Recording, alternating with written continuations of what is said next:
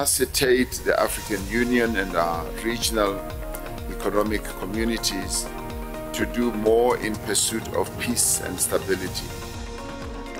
Mengameli Cyril Ramaphosa kanye nemlingani wakhe weleGhana bebabosihlalo be-Bi-National Commission lebuke kakhulu kubambisana kutekuthengiselana kulamave lamabili lehleti yePitoli lomuhla.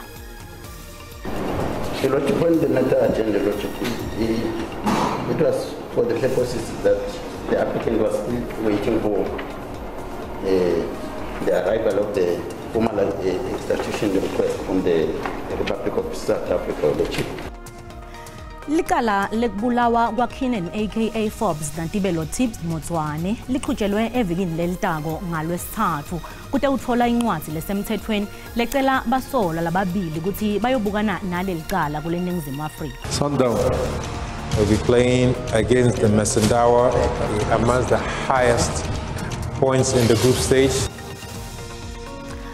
Boshambeni be-DStv Premiership iMamelodi Sundowns batawutfolana etuli nelicembu laseTanzania i-Young Africans emdlalweni wemlende wekucala we-CAF Champions League. Lishonile mbukeli asikuvusele tindzabeni telwimi lwesiswati lesitethula sise-Auckland Park eJozi etindlini tekusakadate SABC. Kanti-ke khumbula ukuthi letindzaba tiyatfolakala futhi etinkundleni tekuchumana kanye naku-SABC Plus ku-YouTube ngekuthi SABC Tindzaba.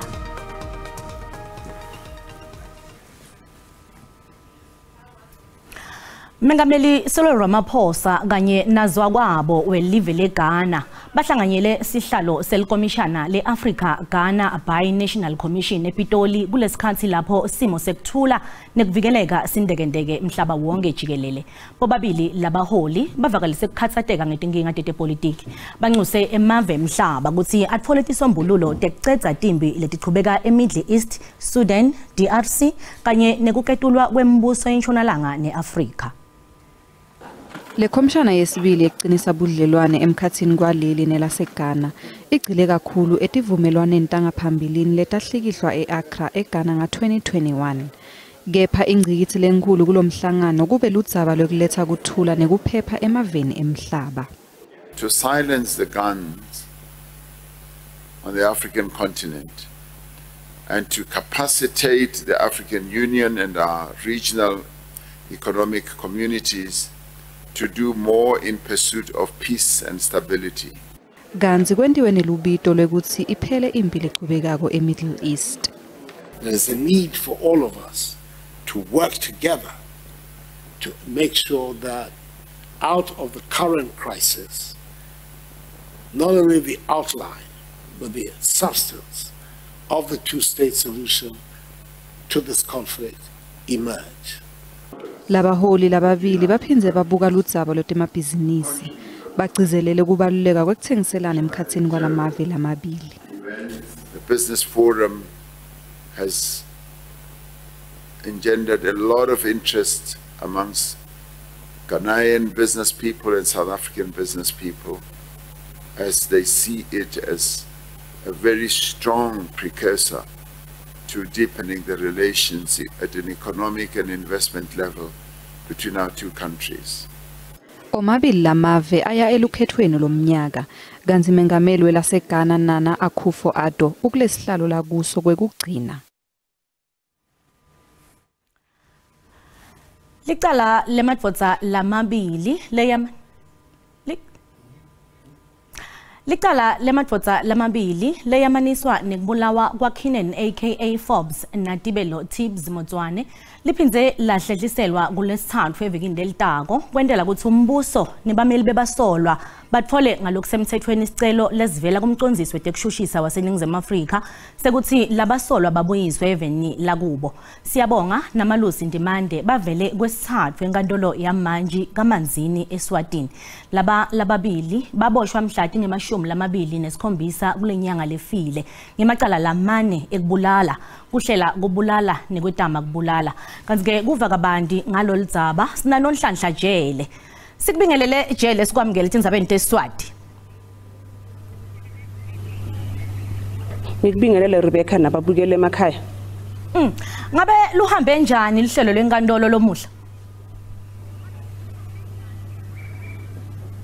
Sibabonile Rebecca bafika labasola ababili uSiyabonga noMalusi namhlanje kuseni enkantolo eManzini Magistrates Court labafike khona babingelela uManji bahlala phasi bese lacala ke udaba sabona iState Prosecutor uMacebo Nxumalo abeka aletha isibiko sokuthi licala mal postpone rather to next week because South Africa ayeke ukufile le extradition application ebeyifile yenziwe waphinda washo futhi wathi mara basesesikhathini sokuyifile remember bana 30 days zokuyifile so until i27 zaka March masikhumbula kahle labasola baboshwe nge27 zaka February khona kuwo lonyaka khona la eManzini so bane 30 days zokumake sure ukuthi bayafile le extradition application to make sure ukuthi bayabuyela back eSouth Africa la bazobhekana khona nalamaqala lawa abafunelwa wona back eSouth Africa also wavusa le ndaba le yama cell phone last week khathi senkantolo balethile ama cell phone awu4 abawathole kubo labasola labakhathi baboshwa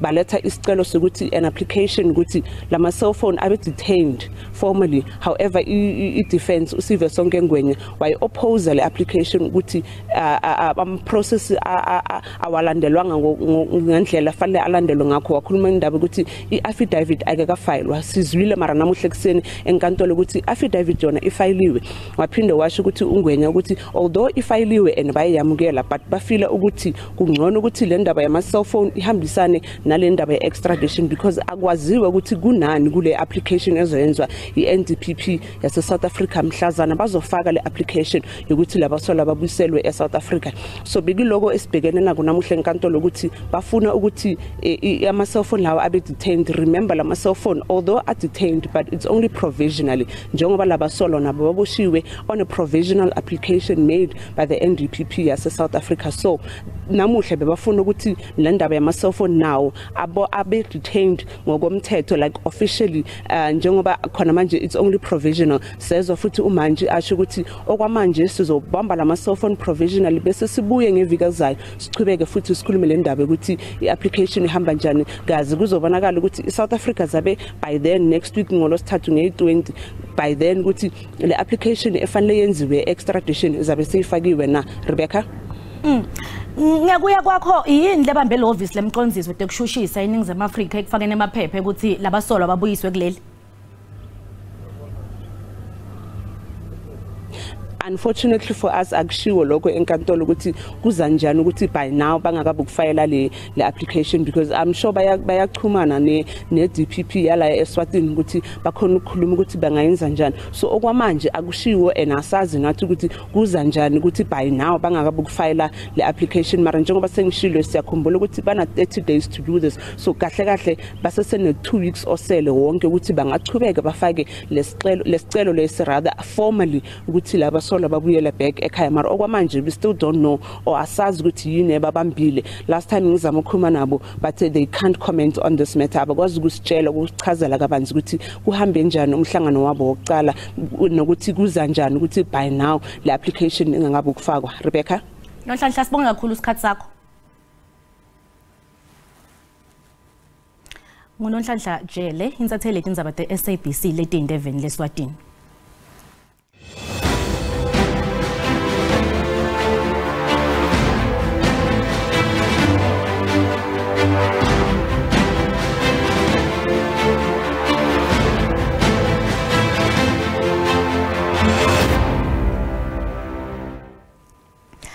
Lisekela lamengameli we-IFP inkosi Mzamo Buthelezi ithi lelicembu alihambisani nemivo yo-DA uma kufika ekungabini nasici kwelikhetho lwalonyaka kepha ke uvumile ukuthi licembu lakhe lithathisile kule DA netinhlelo talo Buthelezi uthi nze tingono thide temhlahlandlela welikhetho we-IFP ikakhulukati kutebuholi temisebenzi kumele yendiwe bantfu bakuleli hayi bekufika kanye nekwanza kwebantfu bekufika labakuleli ngalokungemthetho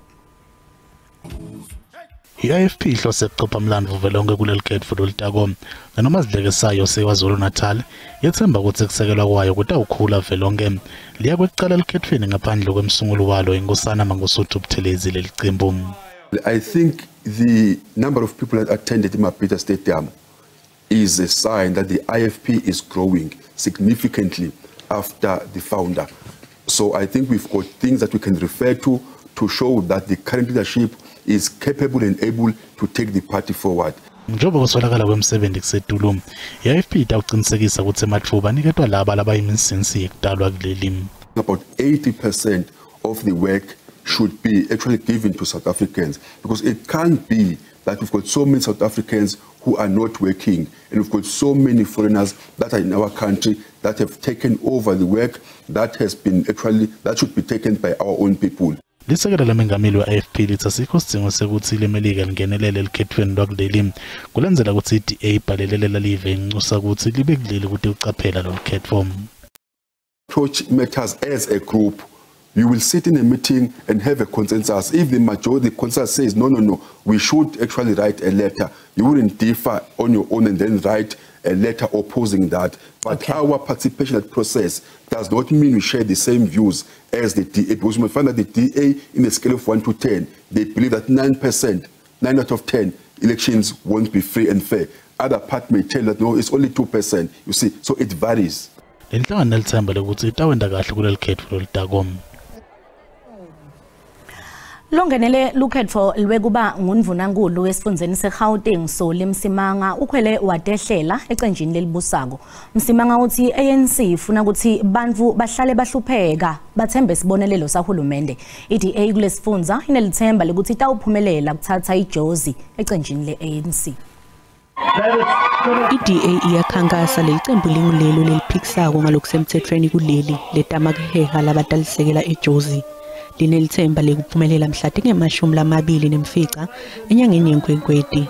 Lo-ofisi kubanguvunankulu weGauteng Soli Msimanga uthi lelive libhujiswe kusukela kwathatha licembu lelibusako.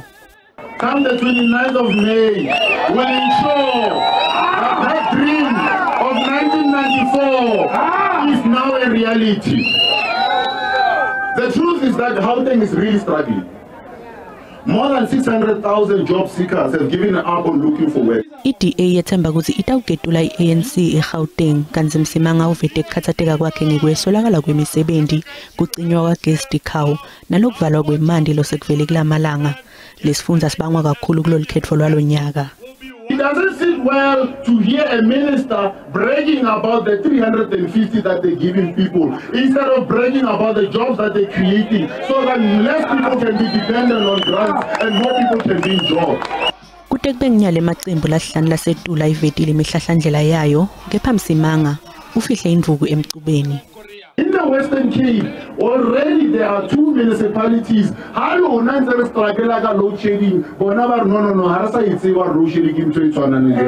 that's when you have a long-term infrastructure master plan that is looking at the population growth, that is looking at development. That is what the DA is going to bring to the people of Gauteng. Kuletinyanga letimbili letisele ngaphambi kwelukhetho sekutawucaca khona ukuthi itakwati yini kuketula i-ANC. Litembu le-ANC lincome ikomishana yelukhetho letimele ngekusukumela yetulu kusebenta ngaloyo losolwa ngekuputshukwa kweluhla lwemagama alabatawumela emacembu lamabili khulumende. Ngaphambilini IEC iqinisekise ukuthi lesisebenzisayo lesithinzekako kulesento sicoshiwe kulandzela siwombe sekuphenya ngaloludzaba. Loluhla lwe-ANC ne-MK lwaputshukwa emva kwemncamlajuqu wangalesihlanu wekufaka kwamacembu luhlu lwawo lebantfu labatalimela khulumende. I-ANC ithi lokuputshukwa kwaloluhlu sekufake engcupheni imininingwane yalabo bantfu labakulo ngako icele labo labasemagunyeni ukuthi bayisebente lendzaba. We are pleased that this was not a result of a security breach but rather the neglectful conduct of an individual. The conduct of the implicated official has jeopardized the personal details of all the individuals in our candidates list. We urge all the appropriate authorities to swiftly address this matter. The ANC reiterates our full confidence in the IEC to deliver yet another free, fair and just election.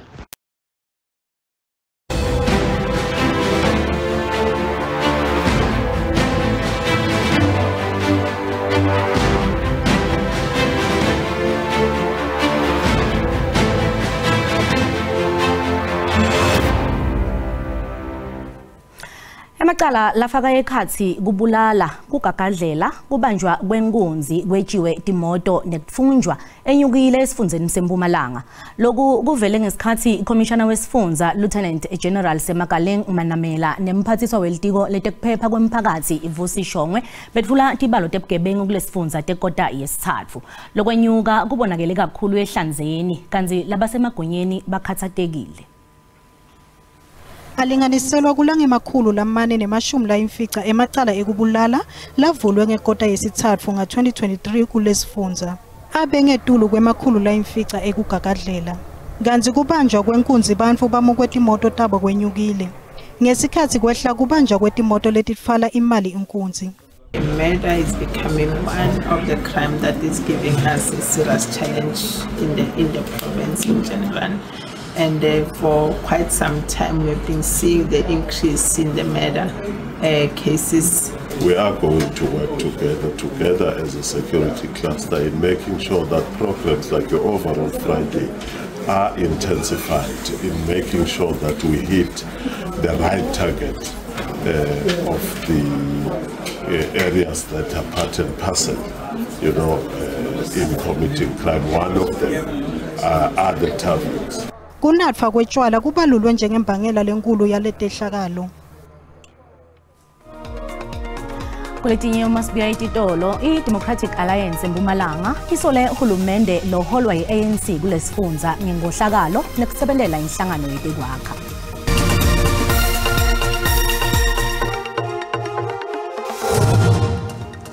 Asiphinde sikhulumele futhi Tindzaba ntelimi lweSiswati kanzi na usanza ngena ukhethe kahle tisekhona siqhubeka nato. I-Democratic Alliance eMpumalanga isole uhulumende loholwa yi-ANC kulesifundza ngengohlakalo nekusebenlela inhlangano yetekwakha. Lecembu selicele lihhovisi lemvikeli wemphakathi ukuthi liphenye ngekwakhiwa kwemakethe yemikhicito lemisha yemhlaba wonke embombela.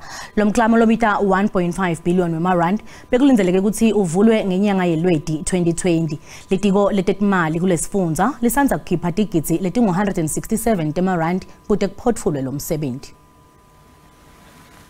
Sifundza eMpumalanga sasihlose kundlojabalisa umnotfo masukumisa umklamo eMpumalanga International Fresh Produce Market lekwakumele uhlanganise abalimi labasakhasa nalabo labasezingeni lemhlaba navelonke. Lo mklamo wabanjelelwa imibhikisho kwenyuka kwenzengo yensimbi kanye ne-COVID-19. Kanti iDA eMpumalanga isola lelicembu lelibusako ngekusenga timali kulo mklamo. As the Democratic Alliance laid open what we call a tender cartel in the province, and it looks like they are really moving into infrastructure projects in the province. So it looks like these guys are developing and then in some or other way getting control of the building. Kuphinze kube nebulukhuni ngelibala lekwakhiwa khona lemakethe njengoba iDA isola uhulumende wesifundza ngekuthi ufuna kuniketa lo mhlaba umuntu lotimele bese ubhadala irent. Billions of rands have been spent on the fresh produce market, and we are very worried about this transfer of the property that now needs to take place. So we're hoping to get an answer in the statement today. We've also submitted a question for an urgent reply to the MEC to get what is really happening here. iDA senxuse lehhovisi lemvikelo mphakathi ukuthi liphenye lendzaba nemeka lekuliphiko lahulumende wesifundza loluthuthukisa ukutshala kwetimali liceshe lamanye amabhilidi lamabili lapho likhokha tigidzi letingemashumi lamabili ngeminyaka. Embarrassed by that entity that she knows it is not worth the people of this province. She knows she's cheating the people of this province with mega. iDA ihlose kubika kuhulumende wavelonke kuthi solo uhulumende wesifundza kacedzi kwakhati indlu temalunga esishayamithetho eMpumalanga lokwaqala nga-2014 aleka iloboli ke lendzaba litiko letemsebenzi yesive. Sikubutile mbukeli ukuthi kwehluleka kwabomasipala kwabela takhamuti eMandi kuyibeka kuphi impilo yemuntu njengoba kunesivunguvungu sekushisa lesibita ukuthi bantu banathe eMandi kakhulu. Uphendvule ngalendlela. Ukuselakala kwemandu kubeka abantu engcopheleleni lematima kakhulu ngoba abantu batotholakala sebanatha nemandi langakahlandeki kahle bese bayagula Ukuntuleka kwamanzi emphakathini kubeka kakhulu engcupheni ngoba kuyashisa abantu bayaqoleka umuntu bese qoleka efika ngamanzi kepha kube ngegamanzi sizokwenza njani esengathi umasipala bangabacabangela abantu oqala ngaphambi ukuthi bayicabangele bona utheni lento yomasipalati ukuze bayilungise imfuno zabantu kufuneka baqala abantu bamoshe qala kubekho izinto ezichiswayo ezonakaliswayo ukuze umasipalati aphakame abahoya abantu manje kuyashisa sedinga nje ithunzinyane lamanzi bona labakhona baphuza amanzi amaningi labakhona hayi basithathe serious bona nje basikhumbula mangabe kwamele sebavotele lithi mababhangiswe kuqashwa abantu abafuna ukusebenza lilungelo lethu kuba amanzi sibe nawo ngoba siwasela njalo ayimpilo yethu lona ngumbono wembukeli iSABC ete yethweswa ukuthi iphendulela ngawo Nasivakashela emakethe etetimali sithola ukuthi lirandi linyukile nalicathaniswa netimali takulamanye emave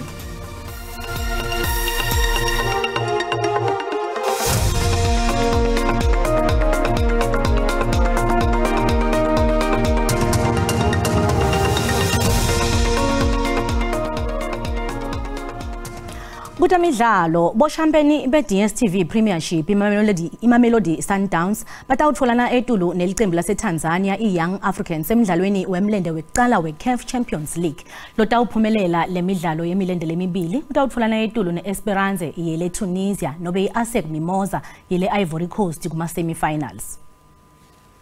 Many challenges to our Imamelodi Sundowns itawuvakashela iYoung Africans kule Tanzania emidlalweni omlendo wokuqala wama-quarter final eCAF Champions League kanti leli qembu likhona lokuthi litakwenda kahle lo mnyaka.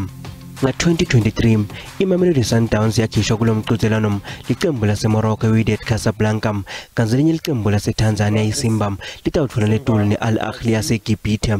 iTP Mazembe yakule Democratic Republic of Congo itawuvakashelwa liqembu lase-Angola iPetro Atletico de Luanda kanti i-Esperance ile Tunisia idlala ne-ASEC Mimosas. Le midlalo yama-quarter final yemlende wokuqala itawudlala ngempela-sonto yekugcina kule nyanga leSetulu. Singakahambi asesisishavu sijike embombela sive nasiphomotha ukuthi ngutiphi lethamba embili kulekuphuma embideni kuligwalagwala FM. Motha angalinzelani umlaleli lomuhla mnakethu? Lishonile Rebecca, lishonile mbukeli ekhasi kweTindzaba lesiphethe ehlelweni letiphuma embideni kuligwalagwala FM. Siyavaka bandi ngekuvela kwebasolwa lababili lapha enkantolo yamantshi kaManzi neSwatini mayelana ke naleli cala lekubulawa kwaKinden Forbes elowathiwa nga-AKA kanye naTibelo Motsuwane. Njalo kwaloko inhlangano yethu kulesifundza seMpumalanga seyiceleke lihhovisi levikeli wesive ukuthi liphenye kabanti ngekubambeleleka kokwakhiwa kwemklamo lobitwa nge-International Fresh Produce Market embombela kulesifundza seMpumalanga. Imbukeli nguleti naletinye ke Tindzaba lethamba embili kuleli nasemhlabeni wonke jikelele longahlinzela ehlelweni lethu phuma embideni emkhasini kwensimbi yesithupha nesikhombisa namhlanje ngibonga kakhulu Rebecca. Asibonge kuye Motha phansi kuligologala FM embombela kanti ke mbukeli tiyaguqa lapho otalomuhla asinze sihlangane ngalwesine enzaweni lefanako ngesikhathi lesifanako likhona telwimi lesindebele kusasa nisale kahle.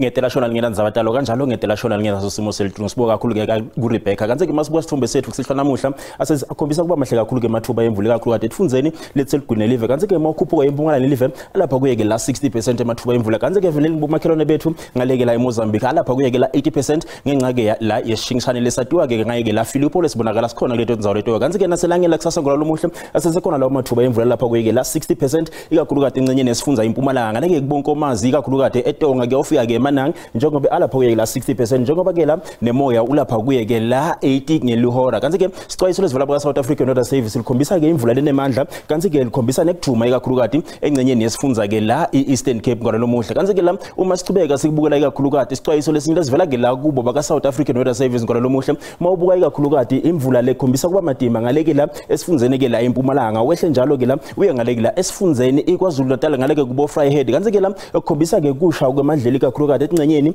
lethe nobeke esifundzeni ke la eNorthern Cape njengoba ubona kanti ke mawukhuphuka uye eMpumalanga live nakhona sesekhona lesixwayiso angisho ukuthi kungako benguphathele kona ube nobusuku lobuhle.